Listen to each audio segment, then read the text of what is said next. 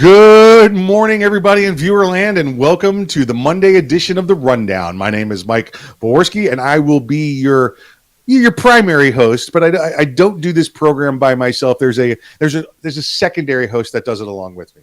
Yes, and today that will be me, Craig DeLuz, coming at you from the left coast, California, behind the enemy lines, behind the Iron Curtain, otherwise known as the Sierras. California is the place they say you ought to be. Yeah. That was in the 60s. Don't get me wrong. If I could get past the government, this would be the perfect place to live. Wouldn't every place be, though? Really? I mean, you know. I don't know. There are some places like there's some places that like North Somalia, Dakota during the winter that I'm like, yeah, probably not. Good government. I was thinking very good government. Places without the government, like Somalia. Yeah, that's not a good place to be. You don't want to be in Somalia. Definitely not a good place right there. It's great if you want to, shoot, move, and communicate all day long, I guess. But how was your weekend, sir? Oh, just ducky. Let's see. What did I do? I worked pretty much all weekend long. Even on Father's Day? Oh yeah, listen, that's just another day to go to work without being bothered by people. Yeah. I actually had to work on Father's Day myself, but I did also have the opportunity to enjoy some adult beverages and some relaxation on Father's Day, so that was cool. Yeah, I don't drink, so I couldn't help you there. Let's see. I'm sure the green screen behind you is just a green screen, just a facade. Just a green screen, nothing really there. I a quick story. I went to do I did a Fox interview this week. I do one of the local Fox stations I help out, and we happened to be sitting here in the same spot. And I brought that screen up behind me, and they were like, "No, we can't. I can't interview. We can't have that. We can't have that on screen."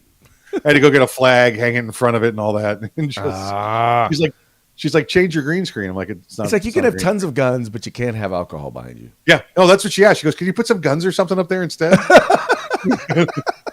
It's like, well, I mean, we're on the same page, but just the wrong chapter, I guess. Right. Well, just so you know, you have so inspired me. I'm like looking so my wall, like in front of me now. Right. I've got. I'm probably up to a quarter of what you have behind you. Very nice. Yeah, I've been adding a little bit here and there. So one day when it's a little more full, I'll take a photo and I'll share it with you. There you go. Good stuff. Yeah, just remember, folks, this is one wall you see, not the rest of the wall. There's only one wall you're seeing there. You don't know what else is in the bourbon room. Yeah. The room's actually about half the size of it really is because of all the shelves and the alcohol in there. So just props though. That's just iced tea. Just props. Okay. Yeah. So what you got for us today, Skippy? Let's jump into some news. Enough banter, Craig. The folks are caught up already. Let's move on. Let's talk about and we briefly touched on this last week, and I saw this story and I knew that this was one that you would love. We have in New York, we have charges being dropped against hundreds of alleged looters in New York City. But Craig, it's not just looters these charges are being dropped against. This is people that have committed burglaries, that have committed theft, that have committed assault on law enforcement officers. They've now decided between I believe it's the Bronx DA's office and the Manhattan's DA's office that they're going to be dropping, or they have dropped these charges. Dude, this is freaking crazy. It's like you literally had federal law enforcement officers travel all around the country to go after people who were at the Capitol riots. And who were involved in destruction of property and attacking officers. And hey, look, if you have evidence, they did this. If you have evidence that people destroyed federal property or that they attacked officers, law enforcement officers, or attacked individuals, then they need to be held accountable. But that also includes the people who robbed, people who looted, people who attacked officers and individuals during all of the riots that took place throughout 2020. Where is the equal application of justice? That's what gets me about all this crap. Yeah. I'm like, what's really odd to me is how people who in my opinion, you can't be upset about one. You can't want justice for one and not want justice in the other case. It is beyond. If you're going to let one group off, you need to let the other group off. If you're going to hold one group accountable, you got to hold the other group accountable. I don't see how people argue anything different. Yeah, the Manhattan DA there, Cyrus Vance, has said that they were releasing, excuse me, that they were dropping these charges because they had a lot of them. Craig, I don't know if you caught that. They had a lot of these charges, and it's difficult to prove these cases because there's a lot of them. And sometimes they didn't have enough video evidence to prove them all, even though they had the officers' videos, the body cams, they had the cameras from the streets, they had the cameras from inside the businesses. They said, well, it would take a lot of time to try and put those people together with those camera footage that we have. In other words, so it's a lot of work. It's going to require work for them to do their frigging jobs. Yep. It was a lot of work. Yeah. Yeah. I believe the Manhattan DA's office there has already dropped over 400 of these cases. And my attitude is that, you know what? Then that Manhattan DA needs to be dropped. Because I'm sorry, if you're going to allow, and dude, you have this happening all over the country. Like you have places like in Seattle, like in Portland, where people took over entire blocks, city blocks, right? Yeah. Well, that is, by definition, that is an insurrection, right? Why are these people not being held accountable? Insurrection, occupation. Remember we had going on there with the Occupy Wall Street folks? These are the same people, by the way, doing the same kind of crimes. Yeah, listen, and again, it's the Manhattan DA there is what is it, Cyrus Vance. It's not Jack McCoy. I actually thought it was Jack McCoy at one point. Jack wouldn't do that. He'd depraved indifference for all of them. Jack would put them away. So right.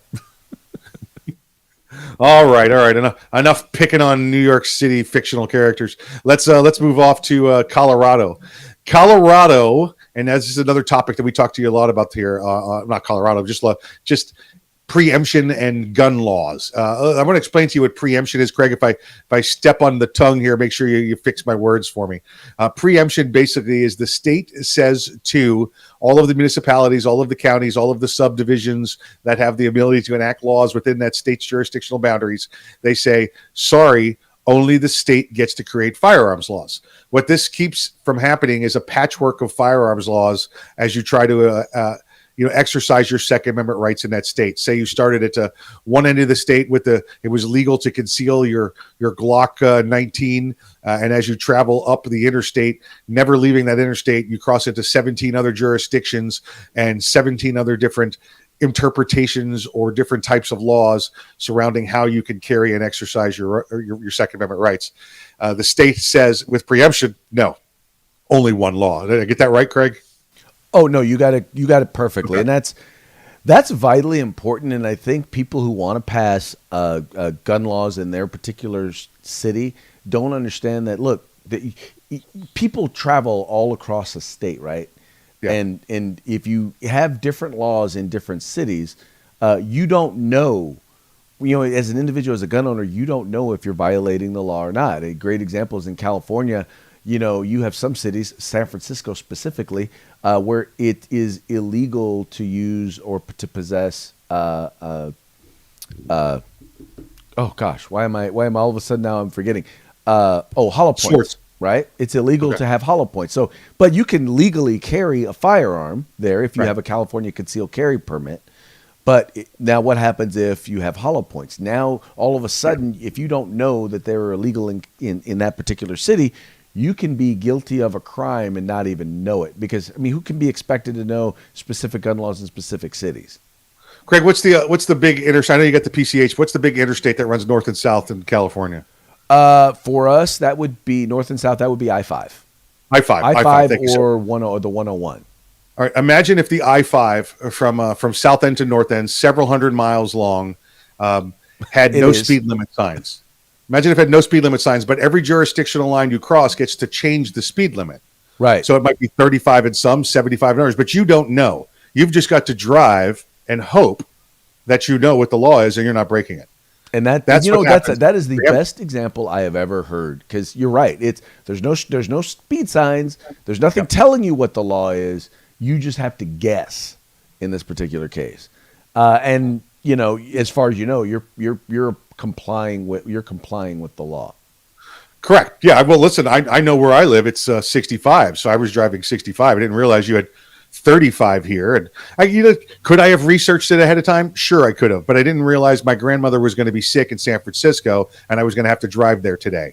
I figured I would drive there. But it's worse than that. So let's say that's the law in Vallejo. You never intended to stop in Vallejo. Correct. But because you go through Vallejo, you're now in violation of the law. Yeah. Even though you never got off the highway. Correct. Absolutely correct. Yeah, that's what happens with preemption. Preemption protects that.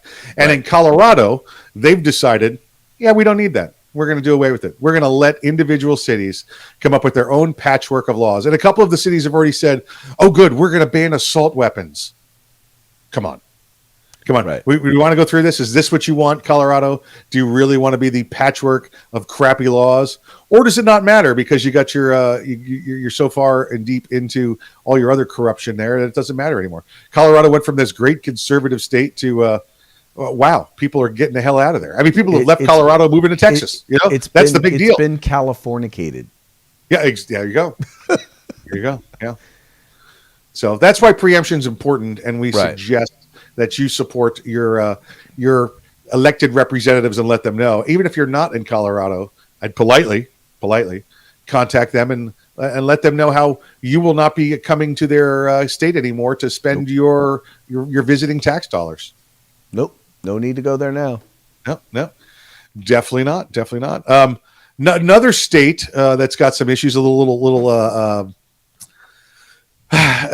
call it a little drama, because I know you and I are slightly different on the view of this one. I think with the same outcome in mind. I think we just want to take a different route to get there. In the state of Missouri, there's a police department, O'Fallon Police Department, and a police chief there recently resigned, Chief Philip Dubois. Now, Chief Dubois is actually just a small part in this. First, I want to thank him. He's got 30, 40 years of law enforcement service. Thank him for his service to his city and state and counties there.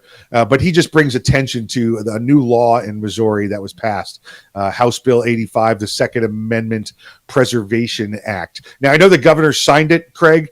I think they might have still one or two other steps before it actually takes effect. Looks like it's got to get filed and put a date on it, a couple of things like that. It's just, I know in my state, when the governor signs it, that's it. It's done. It's in effect immediately. So Missouri might have a couple of days to maybe fix this. But what's happened in Missouri, and it's really truly a greatly intended a piece of legislation. I think it's poorly worded.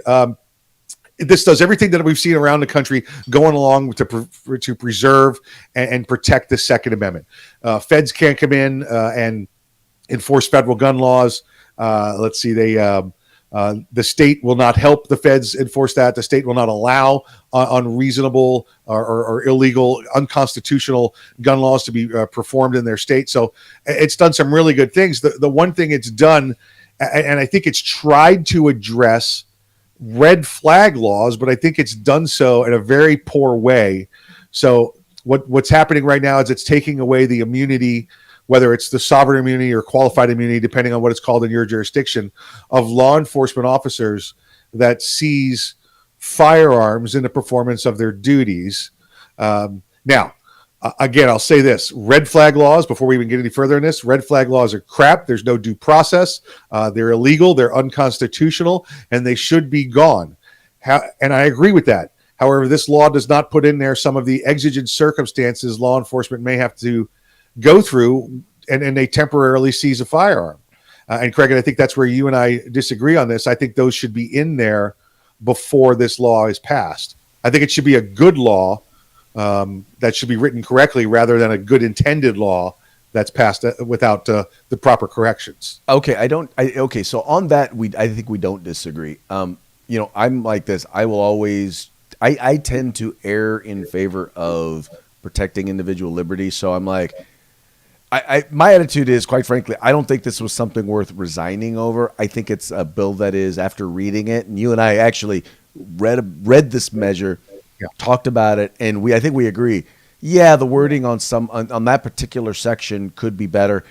It could be written better so that, number one, the individual who winds up taking action ought to actually be the aggrieved. You know what I mean? Like, yes. It shouldn't just be like any old individual gets to do it. That's problem number one. Let me explain that. And the other one is Before that go on you from here, kind of Craig, need let to me make sure spell people out some specific things that are exemptions for law enforcement. I think those are things we can agree on. It would have been nice if those were in the bill before it passed, but I think those are things that can be fixed. And I prefer to have them done ahead of time, because trying to get them done afterwards is always difficult. But here's what Craig was just mentioning, folks, was that who has standing right now? If you want to sue somebody over something, the judge says, "Well, you don't have standing. You can't just walk in and go, oh, Right. I saw that guy over there do something wrong, so I'm going to sue somebody else over it." Here the example: the old lady poured coffee on herself, hot coffee on herself. She got from McDonald's. She's the one that has to sue, because she's the injured party. Right. With this law, all I have to do is know that she got burned by coffee, and I could file. So, but it's a left example there. It has to be with firearms. If I know that somebody had their firearms taken away from them unconstitutionally, as long as I'm a resident or conduct business in that county, I can sue. And that's pretty crazy when you think about it. Anybody that heard about somebody that did something or knows somebody that did something can now sue. Right. And that, the thing that frustrates me about that is that this is just an example of lawmakers not actually, and these are people that we agree with, but not doing their due diligence and actually reading the text of the bill. Because in the end, that's a pretty big wide open gap that they left. And if quite frankly, it needs to be addressed, period. Yeah. The other one is the standard or burden of proof here is because it doesn't have anything. It doesn't address that at all. It does not say who has the standard or who has the burden of proof. It does not mention that whatsoever. And the third part I don't like in here is that there's no exemption for exigent circumstance for law enforcement. And what I mean by that, I don't mean, we decided we're just going to break into your house and take your guns because of whatever reason. Again, no red flag stuff, no injunction stuff. What I'm talking about is a police officer arrests an armed robber. So he has a gun. They take the gun away. They put him in jail. He waits in court, waits for a court date.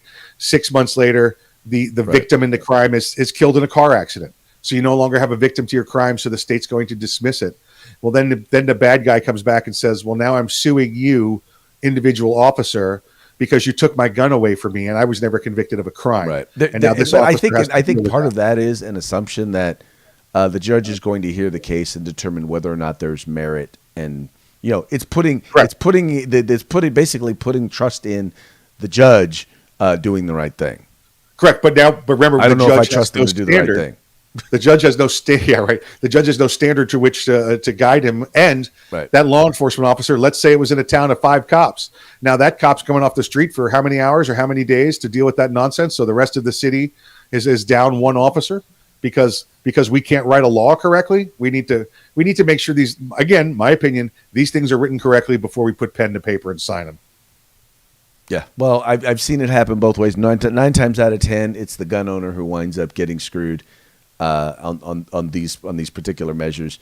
In this particular case, it needs to be fixed. I completely agree. But I'm also I like, if I were to measure the bill and say, okay, in favor or not in favor as written, I'll still stick with the fact that I would rather, if it were going to be passed like this, no matter what, I'd rather see this bill than no bill. Right, and then that's where we differ. I think, because now you have lots of law enforcement officers, those that do provide the safety to the community, in addition to the citizen defenders, that now are going to step back and have to take another step in that thought process of, do I even want to get involved in this crime or this element or this citizenry helping, because I've lost my sovereign immunity at this point on some of these cases. So I think this hurts the community in the long run. I know you give the 9 out of 10 number, but I think the unforeseen portion of this is cops sitting back again going, I'm not doing crap until they fix this, because I'm not losing my family and my house over somebody I never met before.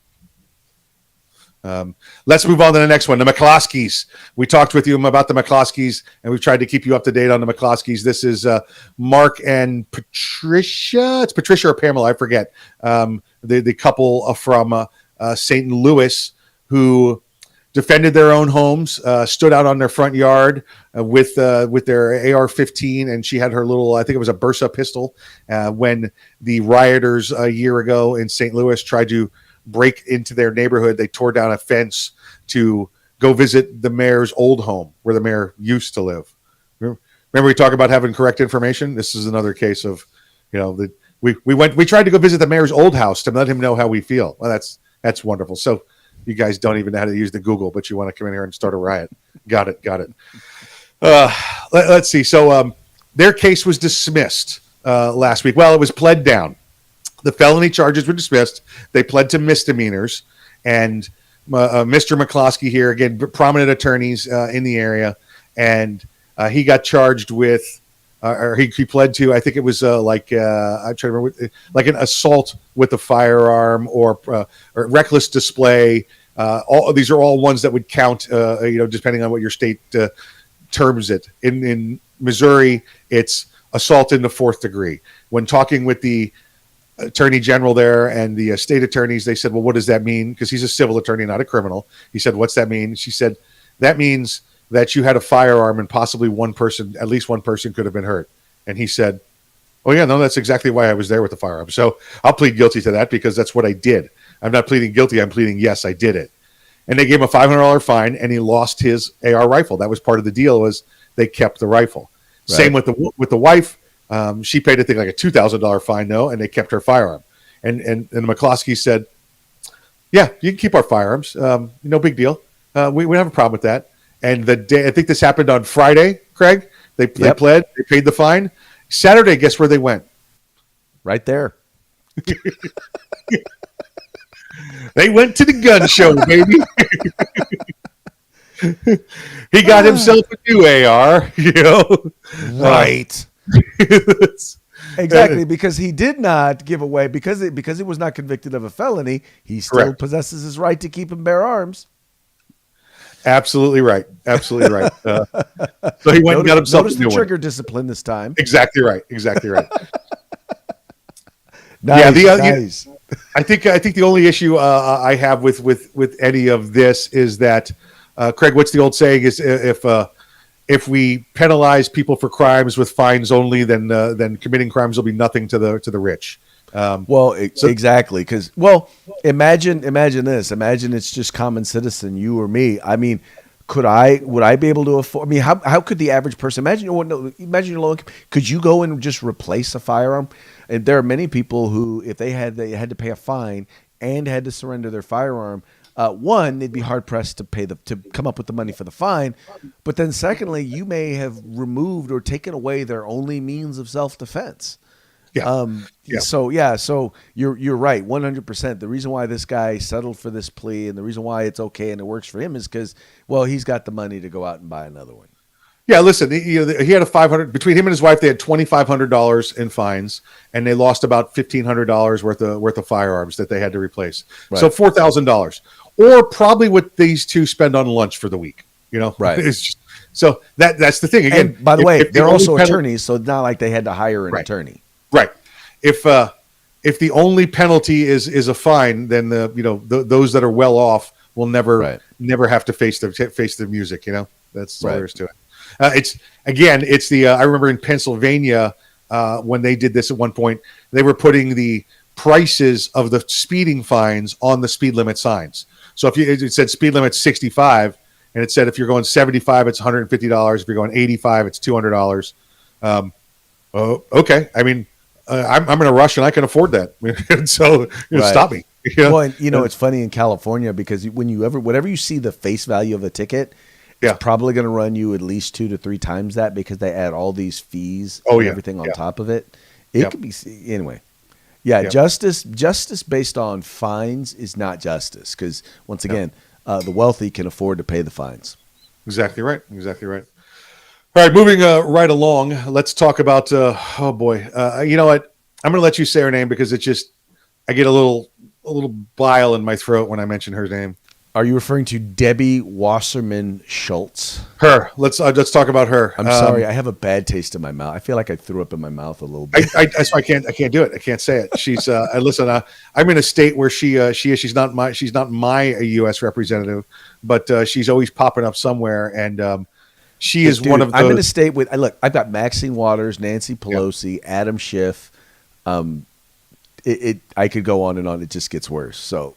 Yeah, but see, You you deal got with that one. You got that idiots. You got the idiots that actually believe. I think a lot of the stuff that they say. Wasserman Schultz is one of those. She's one of those two-faced people that will say something to your face, and then they turn around and they find her doing what she told you not to do. She's that kind of a politician. It's meant for the people. It's not meant for her. She's not the people. So we see that from her a lot. Well, she was at an LGBT parade this past weekend down in western side of Broward County, and there was a vehicle accident.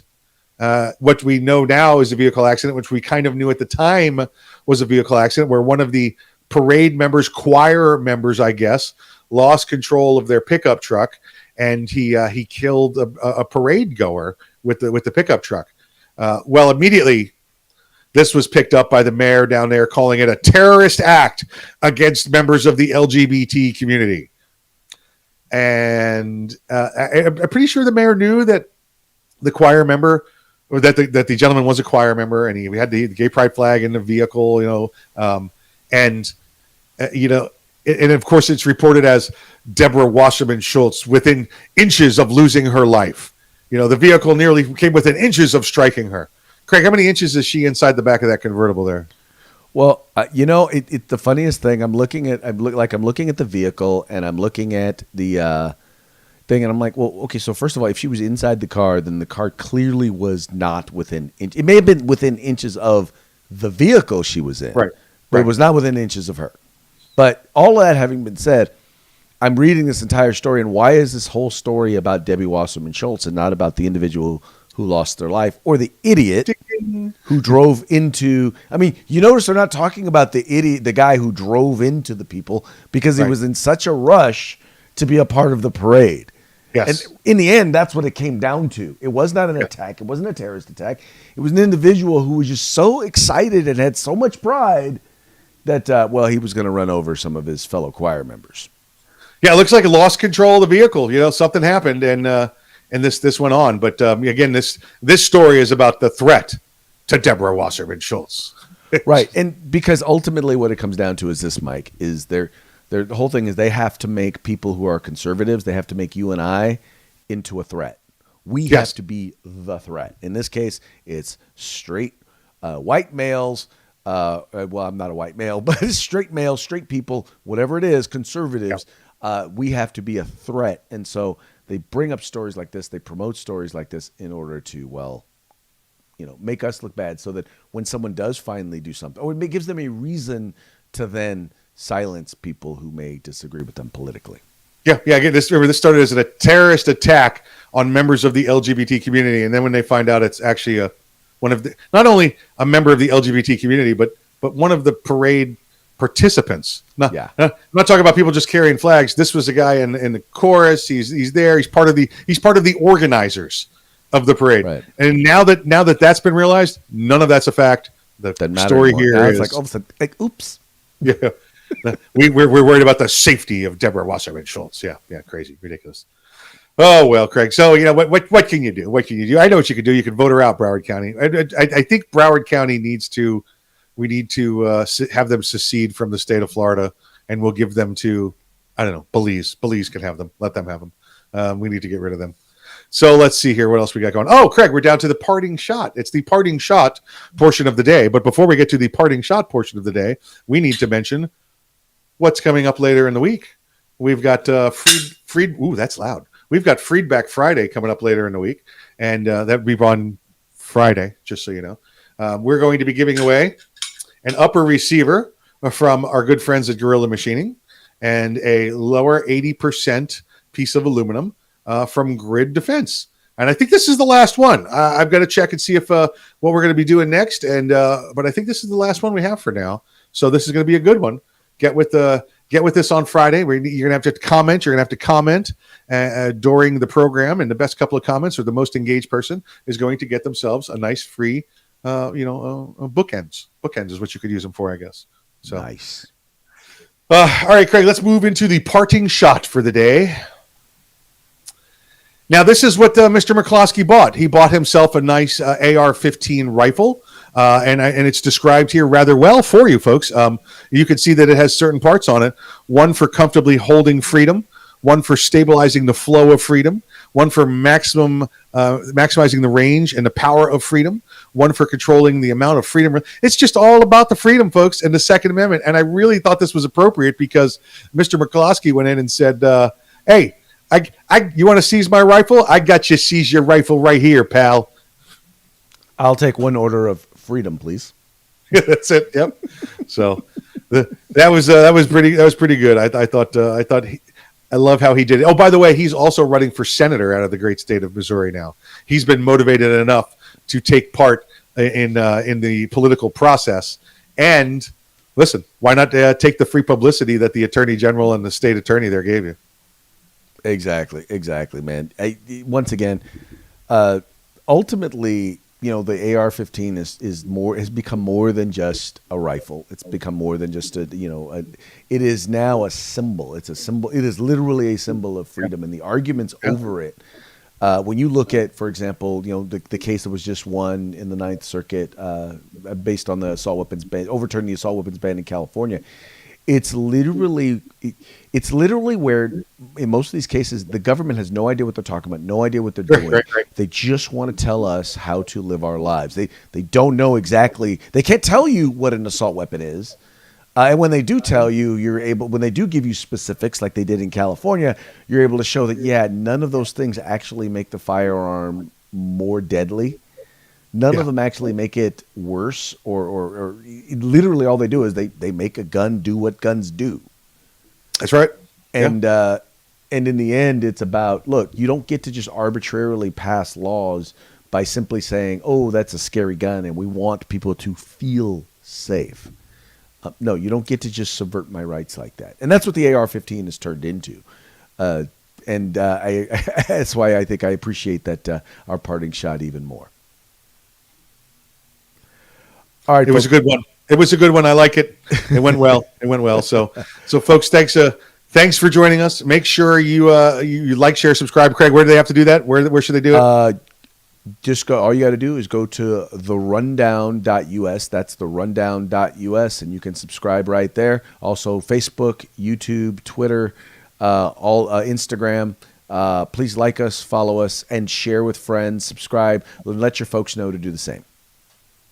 Great stuff, folks. We will see you tomorrow on Taco Tuesday. Taco Tuesday. Holla at you later.